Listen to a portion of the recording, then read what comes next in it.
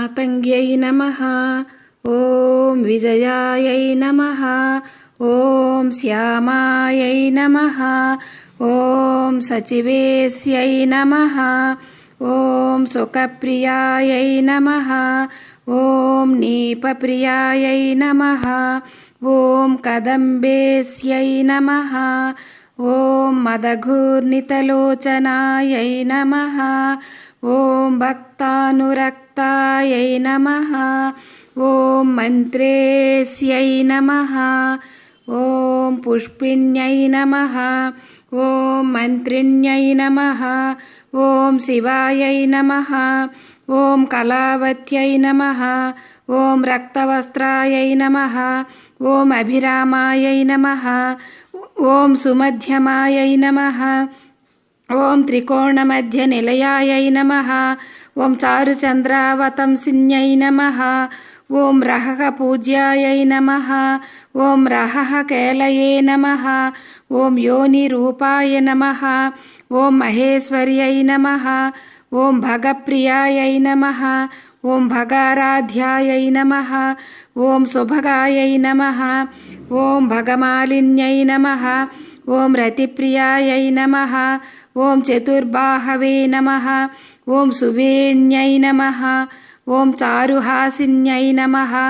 ॐ मधुप्रियायै नमः। ॐ श्रीजनन्यै नमः। ॐ सर्वाण्यै नमः। ॐ शिवात्मिकायै नमः। ॐ राज्यलक्ष्मीप्रदायै नमः। ॐ नित्यायै नमः। ॐ नीपोद्याननिवासिन्यै नमः। ॐ वीणावत्यै नमः। ॐ कम्बुकण्ठ्यै नमः। ॐ कामेस्यै नमः। ॐ यज्ञरूपिण्यै नमः। ॐ सङ्गीतरसिकायै नमः। ॐ नादप्रियायै नमः। ॐ नीलोत्पलद्युतये नमः। ॐ मतङ्गतनयायै नमः। ॐ लक्ष्म्यै नमः। ॐ व्यापिन्यै नमः।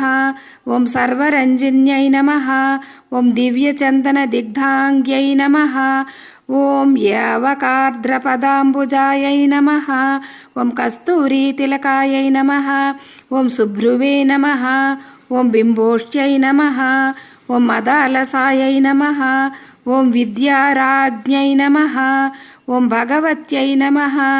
ॐ सुधापानानुमोदिन्यै नमः। ॐ शङ्खताटङ्किन्यै नमः। ॐ गुह्यायै नमः। ॐ योषित्पुरुषमोहिन्यै नमः। ॐ किङ्करीभूतगीर्वाण्यै नमः। ॐ कौलिन्यै नमः। ॐ अक्षररूपिण्यै नमः। ॐ विद्युत्कपोलफलिकायै नमः। ॐ मुक्तारत्नविभूषितायै नमः। ॐ सुनासायै नमः। ॐ तनुमध्यायै नमः। ॐ श्रीविद्यायै नमः। ॐ भुवनेश्वर्यै नमः। ॐ पृदुस्तन्यै नमः। ॐ ब्रह्मविद्यायै नमः। ॐ सुधासागरवासिन्यै नमः। ॐ गुह्यविद्यायै नमः। ॐ अनवद्याङ्ग्यै नमः। ॐ यन्त्रिण्यै नमः। ॐ रतिलोलुपायै नमः। ॐ त्रैलोक्यसुन्दर्यै नमः। ॐ रम्यायै नमः। ॐ स्रग्विण्यै नमः। ॐ क्षीरधारिण्यै नमः। ॐ आत्मैक्यसुमुखीभूत जगदाह्लादकारिण्यै नमः। ॐ कल्पातीतायै नमः। ॐ कुण्डलिन्यै नमः। ॐ कलाधारायै नमः। ॐ मनस्विन्यै नमः। ॐ अचिन्त्यानन्तविभवायै नमः। ॐ रत्नसिंहासनेश्वर्यै नमः। ॐ पद्मासनायै नमः। ॐ कामकलायै नमः। ॐ स्वयंभूकुसुमप्रियायै नमः। ॐ कल्याण्यै नमः। ॐ नित्यपुष्पायै नमः। ॐ शाम्भवी वरदायिन्यै नमः। ॐ सर्वविद्याप्रदायिन्यै नमः। ॐ वाच्यायै नमः। ॐ गुह्योपनिषदुत्तमायै नमः। ॐ नृपवस्यकर्त्यै नमः। ॐ भोक्त्रेण्यै नमः। ఓం జగత్ప్రత్యక్షసాక్షిణ్యై నమః. ఓం బ్రహ్మ విష్ణువీసజనన్యై నమః. ఓం సర్వసౌభాగ్యదాయిన్యై నమః. ఓం గుహ్యాతిగుహ్య గోప్త్రై నమః. ఓం నిత్యక్లిన్నాయై నమః. ఓం అమృతోద్భవాయై నమః. ఓం కైవల్యదాత్ర్యై నమః. ఓం వసిన్యై నమః. ఓం సర్వసంపత్ప్రదాయిన్యై నమః. ఇది శ్రీ శ్యామలాష్టోత్తరశతనామావళి సంపూర్ణం. ఇది శ్యామలాదేవి అష్టోత్తరము. మనకి శ్యామలా నవరాత్రులు జరుగుతున్నాయి కదా.